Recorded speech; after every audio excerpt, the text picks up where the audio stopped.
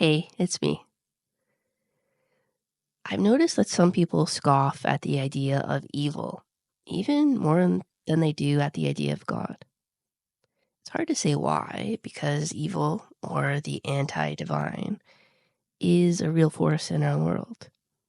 It doesn't help to ignore that fact.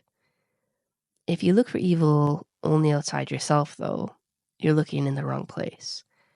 Same as seeking the divine outside yourself makes it hard to find. The only place to truly look for both evil and the divine is inside your own being. We often think of evil or satanic forces in extreme ways, like cruelty or horrific acts. Evil also includes ignorance, errors, or anything that keeps us away from truth. Since truth is God, anything that distorts truth is a form of darkness.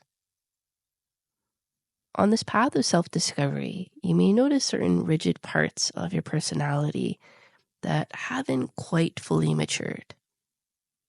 You might call these parts childish. They formed because you lacked knowledge or understanding, and so a negative force slipped in without you meaning any harm. Sometimes evil or destruction sneaks in when we think being self-centered will protect us from pain. When you see this mistaken belief in your own behavior, it's a big step forward. It can be tough to spot because we usually don't realize when we're focused only on ourselves. We might see that we're scared, but not notice how our fear comes from worrying about our own safety. Then we hold back our love because showing love feels risky. So by identifying and analyzing your fixed ideas, or what we've called images, you start seeing how they all share a root. A healthy response to this might be, deep down, I've believed selfishness will reward me or keep me safe from hurt. In what ways have I been selfish? How is this belief wrong? And what is the right way of seeing things? When you ask these questions, after spotting your hidden feelings, reactions, and habits, you'll begin to make real changes that can improve your whole life. Everyone has certain traits that show up in these images, like feeling inferior, guilty, angry, resentful, childish, afraid, and so on. Some people show these qualities outwardly, while others hide them. And as you've grown through different lifetimes, you've learned it's not good to act on your destructive impulses, so you bury them, which creates deeper conflict in your soul. When we keep our destructive feelings locked inside, they damage us from within. We think this is better than acting them out, yet we don't see that hidden negativity can be just as harmful, maybe more so. The only real solution is to get rid of the selfishness. How do we do this? Well, first notice the ways your feelings focus on yourself in a hurtful way. Then realize how much harm the selfishness causes, not just to others, but to you too. Hiding negative feelings doesn't make them go away. And it won't help to try forcing yourself to be quote unquote good out of an inner or outer must or should. Emotions don't obey commands, and forcing yourself to improve for appearance's sake is still selfish.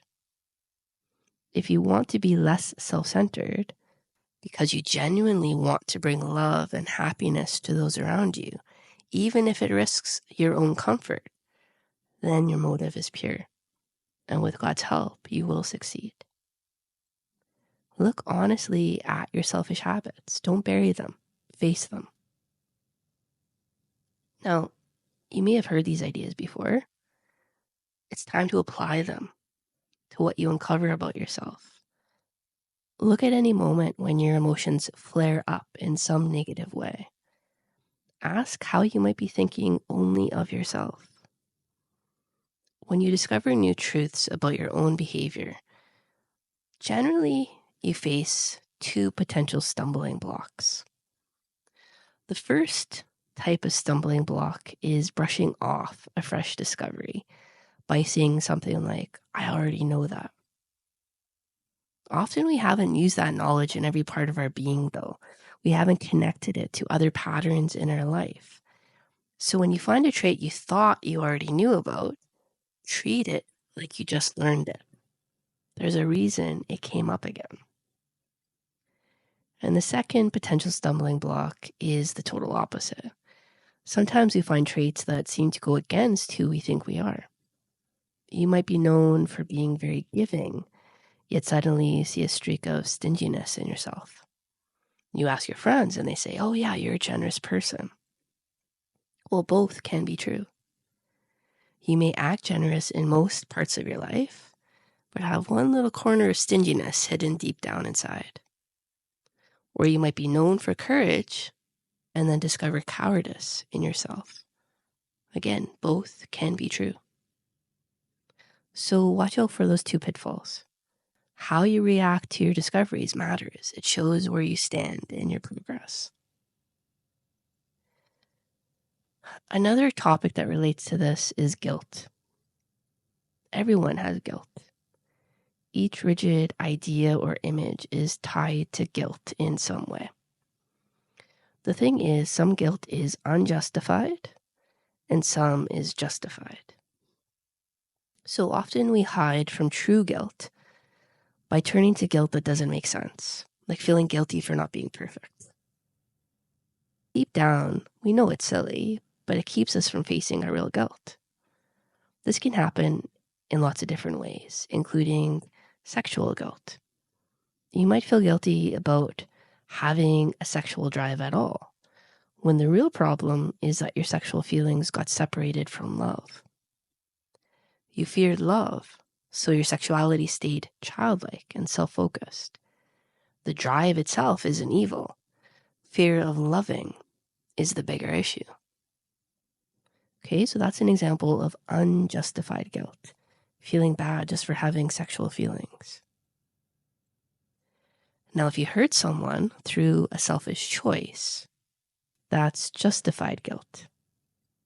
It's not about being perfect. It's about hurting others because of your own self-centered behavior.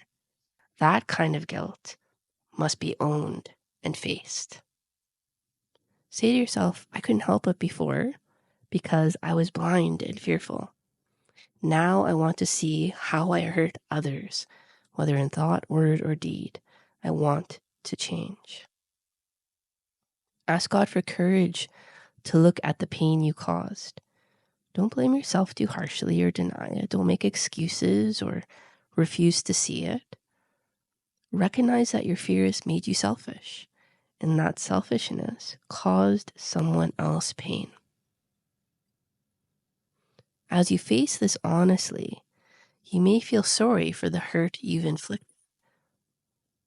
That's good and healing.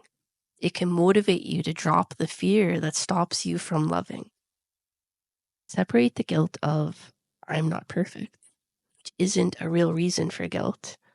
It's unjustified. From the guilt of, I actually hurt someone, which you must face and fix.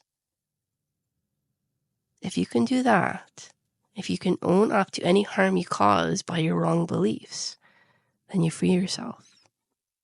By facing the truth with courage, you let God's life force into your soul. This life force is made of truth and courage. It helps you dissolve the negative forces that thrive on your misunderstandings and emotional immaturity.